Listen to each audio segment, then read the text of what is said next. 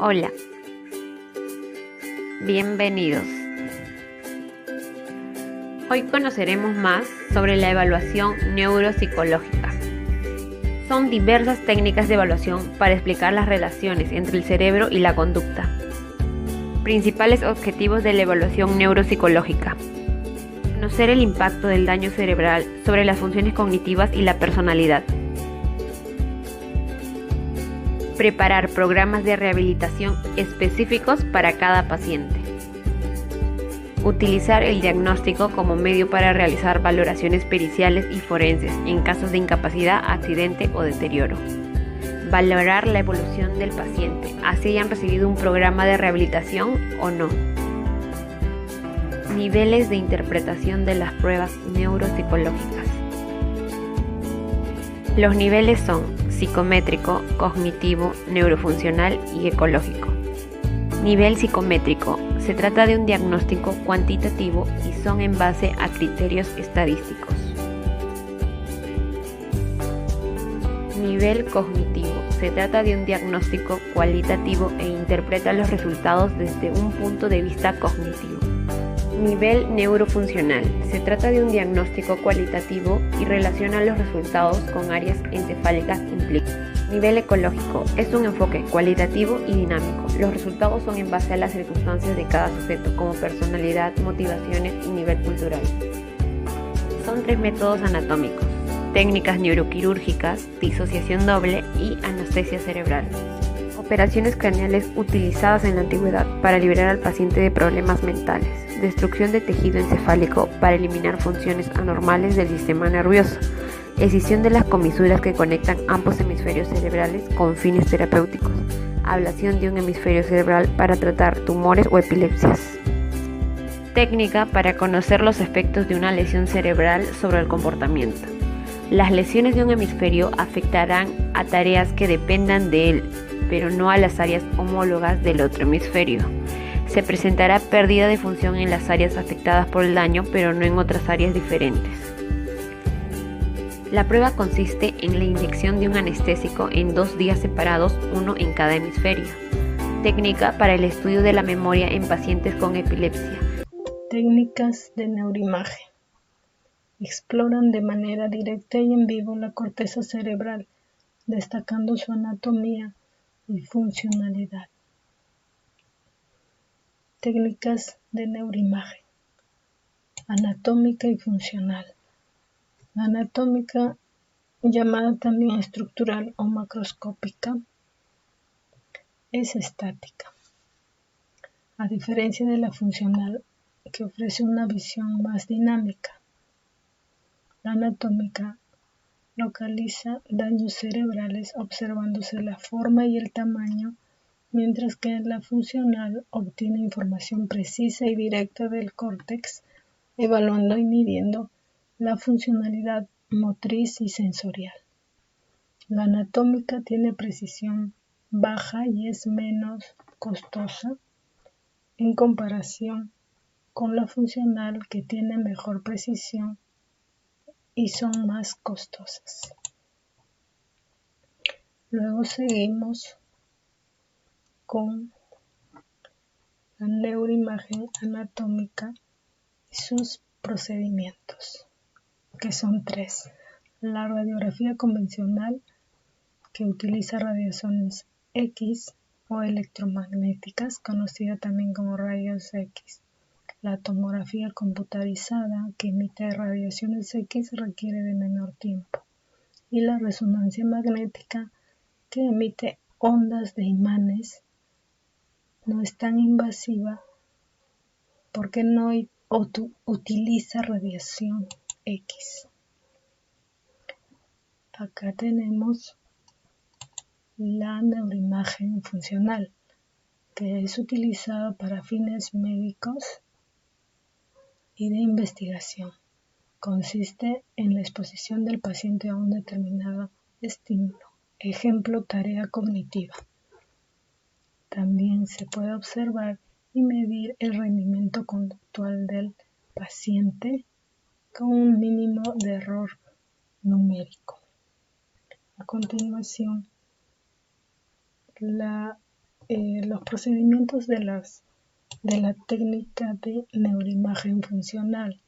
Acá vemos la medida de flujo sanguíneo cerebral, la tomografía por emisión de fotones, que es el SPECT, está en sus siglas en inglés, el PET también está en sus siglas en inglés, tomografía por emisión de positrones y la resonancia magnética funcional. Acá lo vemos más detallado, la tomografía por emisión de fotón simple, que es el SPECT, Single Photon Emission Computed Tomography, es invasiva al igual que el PET, utiliza emisión por ondas de luz y tiene menor definición espacial y de tiempo. El otro es el TEP o el PET, usada para fines oncológicos, capta mayor definición espacial y temporal, requiere marcadores radioactivos para su realización. Y la otra herramienta o procedimiento es la resonancia magnética funcional, que proporciona imanes de mayor resolución. No es tan invasiva porque no emite rayos X. Esta herramienta evalúa actividades del área del córtex y no requiere de marcadores. A continuación presentamos algunas patologías que estas dos técnicas pueden presentar, que son los tumores cerebrales, enfermedades cerebrovasculares, infecciones del sistema nervioso, epilepsia, síndrome de Asperger, autismo, enfermedades neurodegenerativas. Técnicas de registro. Son métodos de registro de la actividad cerebral. Registran la actividad cerebral de manera directa. Es lo que habitualmente se conoce como método funcional. Electroencefalograma, que es una técnica que permite registrar la actividad eléctrica cerebral mediante electrodos colocados de manera estándar en la superficie del cuero cabelludo. Potenciales evocados. Es una técnica que permite registrar ondas cerebrales evocadas o inducidas selectivamente por algún evento o por la aplicación de algún estímulo, existiendo varias modalidades de potenciales evocados como el auditivo, motores, somatosensoriales y visuales, que permiten explorar la integridad de la vía sensitiva correspondiente. De esta manera, la utilización de esta herramienta puede servir para analizar patrones cerebrales. Técnicas psicofísicas. Son técnicas no invasivas que miden de modo indirecto la actividad cerebral, siendo ampliamente utilizadas en neuropsicología. El estudio de las asimetrías cerebrales frecuentemente recurre a ellas, permitiendo conocer la lateralización del lenguaje y otras funciones cognitivas en el cerebro humano, como observamos acá. Campos visuales separados. Consiste en la presentación de estímulos visuales dirigidos a uno o a los dos hemisferios durante un breve periodo de tiempo, con el objetivo de conocer las posibles asimetrías visuales existentes entre el hemisferio derecho y el izquierdo. Se pueden presentar estímulos lateralizados en el hemicampo visual izquierdo, en el hemicampo visual derecho, o también realizar presentación dicótica consistente en presentación bilateral y simultánea de estímulos diferentes, uno en cada campo visual. Se utiliza un punto de fijación o un electrooculógrafo para evitar que el sujeto desvíe la mirada. Se trata de establecer qué hemisferio es dominante para el procesamiento visual, utilizando material verbal o no verbal. Escucha dicótica.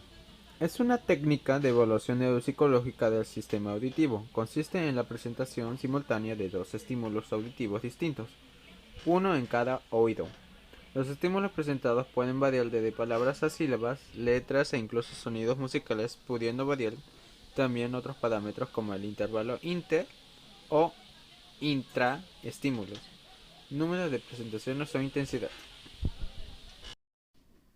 Test dicácticos es una técnica de fácil utilización, ya que consiste en presentar simultáneamente dos objetos, uno en cada mano durante un breve periodo de tiempo, para evitar que el cuerpo calloso transfiera información al hemisferio opuesto. Es necesario que el sujeto no pueda ver los objetos que pueda identificar mediante el tacto, para lo que se utiliza una pantalla. Después de haber palpado los objetos, se le presentó al sujeto una imagen en la que junto a las dos figuras que ha palpado se muestran otros distractores. Habitualmente la mano izquierda es más eficiente en el reconocimiento de objetos, especialmente si se trata de formas geométricas. Test de lateralidad. Tiene como función evaluar la predilección de una persona para usar con más frecuencia el lado derecho o izquierdo de su cuerpo.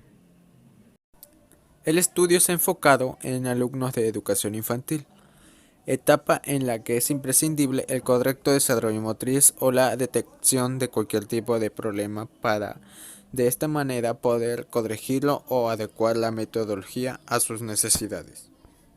El proyecto cuenta con su ejemplo de un recurso que puede ser una buena herramienta para cualquier docente que quiera evaluar la dominancia lateral de sus alumnos. Pruebas neuropsicológicas, BLESS. Esta prueba consiste en una entrevista con el paciente, en la cual se mide el deterioro o déficit cognitivo, funciones superiores y conductual autonomía en las actividades diarias de este. Con un registro máximo de 37 puntos, los indicadores iguales o inferiores a 32 son considerados un punto de riesgo de demencia. La subescala de valoración funcional, como su nombre lo indica, evalúa la capacidad funcional del paciente en ejercicio de cambios personales, conductuales y habituales. Su máximo registro 28 puntos. Puntuación de 4 o más induce a una posible demencia y mayores de 15 de demencia moderada a grave. Escalas neuropsicológicas son evaluaciones cuyo objetivo se basa en la necesidad y tratamiento a personas afectadas por alteraciones en las funciones cerebrales superiores a causa de ciertas patologías o accidentes.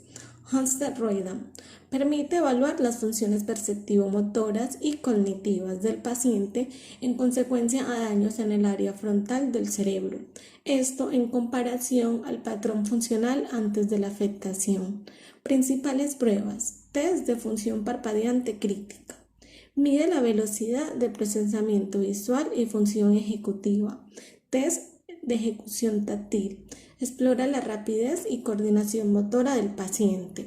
Luria Christensen. Inspirada en la teoría de Luria, consta de 269 ítems y 11 escalas para evaluar funciones superiores hemisféricas, motora, rítmica, visual, memoria, lenguaje receptivo, expresivo, entre otras. Se aplica de manera individual con factores cualitativos para evaluar la naturaleza del daño. Programa integrado de exploración neuropsicológica a Barcelona. Se diseñó para evaluar los procesos funcionales cognitivos en personas adultas de forma general que presentaban algún déficit, lenguaje, náuseas, prasias, entre otras, y consta de 42 subtests. Evaluación del lóbulo frontal y las funciones ejecutivas.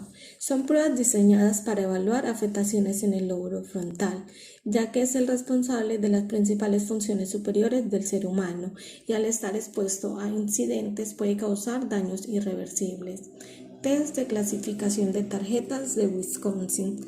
Se diseñó para evaluar la capacidad de abstracción, formación de conceptos y cambio de estrategias cognitivas en el paciente, siendo la ejecución el mayor déficit de pacientes con daños dorsolaterales y dorsomediales, utilizando colores, números y figuras de manera clasificatoria y repetitiva. Test de colores y palabras de Strunz. Esta prueba permite evaluar la atención selectiva ligada a procesos inhibitorios de pacientes con lesiones o daños cerebrales y se basa en la lectura de palabras con un tono de color diferente a los que éstas indican. Test de construcción de un sendero. Es una prueba diseñada para medir la atención selectiva en pacientes con daños neurocognitivos, es decir, bajo recurso cognitivo. Se utilizan figuras gráficas, números, letras, dibujos. Se debe cambiar de manera consecutiva los números y letras. 1A, 2B, 3C. Test Good, Not Good. Es una prueba que se puede realizar de forma auditiva, visual o táctil. Mide la capacidad inhibitoria de los procesos mentales del paciente. Luego de haber establecido una pauta, cuando se presenta un dedo, good sign, el paciente debe enseñar 2 dedos. Pero cuando se presenta un solo dedo, no good, el paciente no debe enseñar ningún dedo. Torre de Hanoi. Es una prueba diseñada en general para verificar la activación de las funciones ejecutivas, es decir, cómo se desenvuelve el paciente ante situaciones con limitaciones, planificación, ejecución. Se utilizan piezas o aros y el paciente debe reproducir el modelo que se le presenta. Fluidez verbal.